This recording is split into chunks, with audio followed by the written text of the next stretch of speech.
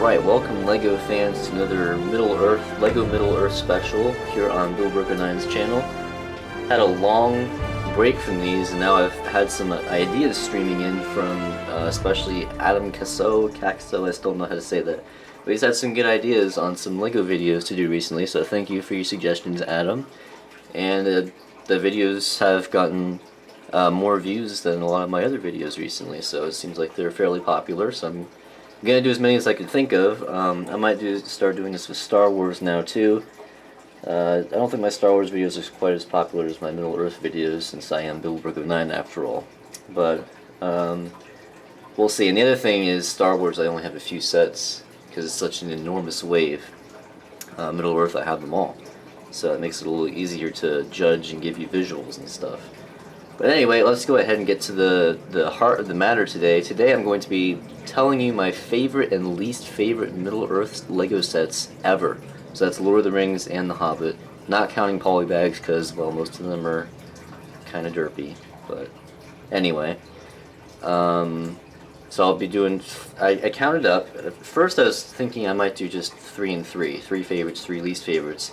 But I realized there are 25 Middle Earth LEGO sets. That's quite a bit. And it's actually kind of a nice even number for them to have ended with. Of course, if they came out with more, I would not be complaining, but 25 is a nice even number, so at least 15 sets that are in the middle, 5 sets I'm not crazy about, 5 sets I absolutely love. So we're going to start out with my least favorite and save the best for last. Seems like there's a couple other things I wanted to mention, but I can't remember what they were. So let's go ahead and jump into it. Alright, my 5th least favorite Middle Earth set of all time, the Battle of the Five Armies. Now, I still think it's a good set, and for the first two or three that I'll be discussing, I'll still think they're pretty good, but they're just lacking something that the others had. It's really only the last one on this list I absolutely detest. I don't hate it. Well, I kind of do, because it really doesn't have much going for it at all. There's only one on here that I hate with a vengeance, and that's number 1, which you'll see here shortly. This is number 5. It had some amazing minifigures, so it really had that going for it. So I'm not hating on minifigures by any means. We had Dane Ironfoot and New Thorn especially, but really, honestly, I think it would have been cool if they had combined the Lonely Mountain and the Battle of the Five Armies. I think that's what most people were expecting, like a miniature mountain that kind of opened up and had the golden stuff inside. Obviously a lot smaller than it was in real life. And then had some little stuff going on outside, like things like this, and maybe some more like this as well. I think that's what people were expecting. Instead we got this, and then we got the Lonely Mountain. Both pretty good sets. Obviously the Lonely Mountain's better because we got the amazing Smaug, but the actual set, it was pretty good, but not great. It's certainly not going to make my least favorite list by any means. In fact, it might make my favorites. I haven't quite thought that far ahead yet. But, yeah, Battle of the Five Armies, there's just not a whole lot here other than some amazing minifigures. We also had the Azog with the new face. The second time we've gotten Azog. Only. The other one was Dol Guldur, which is more expensive than this by a little bit at least. It had some functions. It had Gwahir, the Wind Lord. It had the ballista with the firing missiles, and then it also had this over here, which was already collapsed because that's how I have it displayed. So that's number 5. Pretty good set. I'd still recommend it, but not one of the greatest Middle Earth sets of all time by any means. Oh, and I forgot about this too. So for play value, it's pretty good, but for display, meh. Number 4, Escape from Mirkwood Spiders. This set has some good things and some bad things about it. One thing I will say in its favor is that although it's a small set, you can almost make it look like it's bigger than it really is. I mean, if you got a couple of these, you'd have a really nice little Mirkwood setup with a bunch of spiders and a couple of trees. But the main reason that this set is on here is because of these. It was a really cool idea to have the web casings that the spiders wrap the dwarves in, but they're very flimsy and they broke with I mean, I wasn't like yanking on them or anything. I'm not a 3-year-old, but they broke anyway, and I don't understand why really.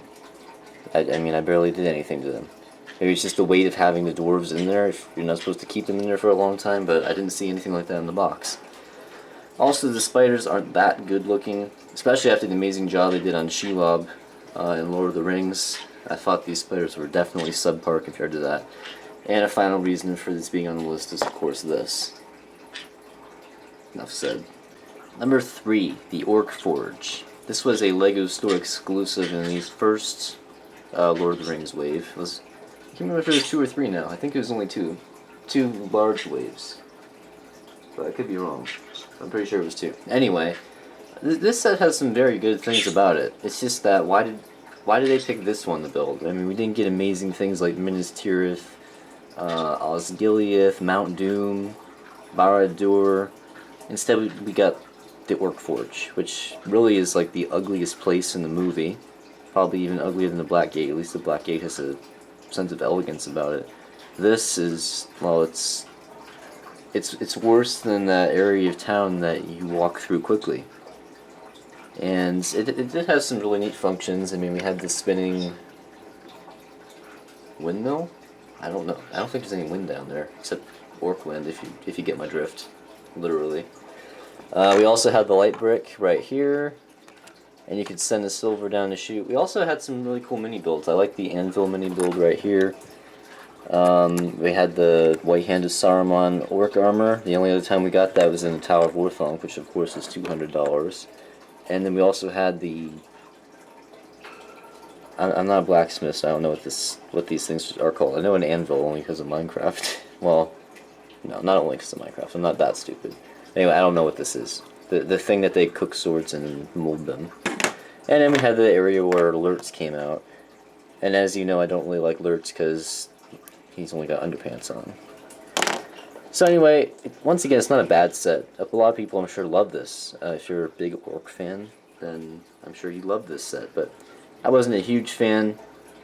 I think this got some of the lowest ratings. That's another thing I wanted to say at the beginning of the video and I forgot. Was I could have been lazy and gone back and looked at and see which Middle-earth sets I gave the lowest ratings at the time. But I figured it'd be more interesting and more lazy of me, in fact, if I just at the end of it all looked back on them and saw what I thought after the fact. Because I don't think we're getting any more Middle-earth sets. We might get a Sauron minifigure from LEGO Dimensions, but other than that, I think LEGO Middle-earth is doomed, at least for now. So, and also another thing I wanted to say is I'm kind of taking minifigures into account, but not really because I've already done that. But it is coming into play just a little bit. So, let's go ahead and see number 2. Number 2, Riddles for the Ring. I know what you're thinking. I'm only hating on this set because it's small, but that is not true. There's a lot of small sets in these 2 waves that I love. Gandalf Arrives. I thought that was a great little set. That was the first Middle-earth set I ever got, in fact.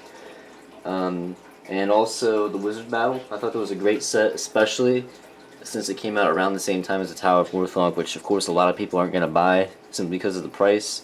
It's really only the hardcore fans that were going to get that. So the Wizard Battle is a great substitute, and honestly it's more fun than the Tower of Orthanc. Tower of Orthanc's really aimed at AFOLs. But this one, on the other hand, it's just one of the most pointless sets, I think. Mainly because since we got the Goblin Town set, and it was already a pretty large set, I think it would have been cool if this had just been thrown in there as a little bonus, because they're in the same general area, in a hole in the ground in the Misty Mountains. So why not just add these extra few 30 to 40 pieces or whatever it is in there? I think that would have been a nice addition, instead of having this other little set that sells for almost $15 and really does absolutely nothing. It's an important scene in the movie, and I can see why people would want this, but not as its own set, because it's not qualified. And really, it shouldn't even do this. They really had to press their developers into thinking, what can we have as a function, because this scene is all talking, and kids don't like talking. So they came up with this silly little thing where the ring is hidden in this magic rock crevice that opens with a lever on the side, instead of having this cool scene where Bilbo finds it and the entire fate of Middle-earth is kind of, it's the catalyst for the entire, not only the rest of the Hobbit movies, but for The Lord of the Rings as well. So that's why I don't like this set. Not because it's small, but because of all the other reasons we've already stated. Now, for the one Middle Earth set that I really cannot stand. Number 1, Mirkwood Elf Army. This set really does not have much going for it at all. There are a few things which I'll go ahead and point out now. Thranduil is an awesome minifigure. He's not one of my favorite characters in the movie, but there's no denying that he's an awesome minifigure. Also, we get 2 of these epic elf shields, which this is the only set you can get them in, at least for now. But other than that, this set really has absolutely nothing going for it, especially due to the fact that the developers wanted you to buy 4 of them, and have a nice circular huts and also a circular armor stand, which I've emptied, currently.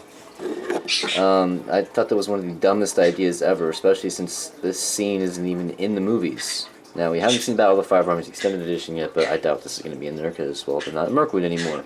And there's no green leaves and stuff in Vale. But yeah, this set really doesn't have much going for it. It's really not one of the best, one of the worst LEGO sets of all time, but definitely one of the worst Middle-earth sets, at least in my opinion. I mentioned 2 things already. The only other thing it really had going for it was a brown warg, which we'd already gotten 2 wargs and attacked the wargs, but you can add this one in now too, or you can leave it here. It's your choice. Hey guys, really quickly, I just wanted to share a bit of Extended Edition news with you. I know I've already told you about how all 3 Hobbit extended films will be shown in theaters this October. I'm really excited. I will be going to all 3, and as I'm sure I've already told you, if there are no lists made at that time, I'll go ahead and make one out and upload a video as soon as I possibly can after that showing. But there is some other news that surfaced. One, I'm sure a lot of you, if any of you are following the extended editions at all, you'll know that the Hobbit Battle of the Five Armies Extended Edition is rated R for some violence. I don't think it's going to be bad. I think it's probably just a reading association overreacting to something. As for content, we have seen some little snippets from the trailer for all 3 extended editions that will be showing in theaters. We saw just tiny little snippets of new things. But I came across this on YouTube. I'm going to show it to you in just a minute. It's just a 10-second TV spot for the extended edition. I've never seen the extended editions advertised on TV ever. That'd be cool if they are, though, and I think they are. So I came across this. It doesn't have very many views, and I can't really verify it. But it looks official to me. And it looks like it's just a little more footage of Smaug and Bard. I did not expect that scene to be extended. I figured Peter Jackson would be showing all that he could of that scene. But I'm thinking I'm wrong. And I'm thinking that scene is going to be extended, which would be really cool. So go ahead and take a quick look here. And after that, I'm probably going to end the video. So thanks for tuning in. If there's any more news, I'll be sure to let you know. And we will see you next time.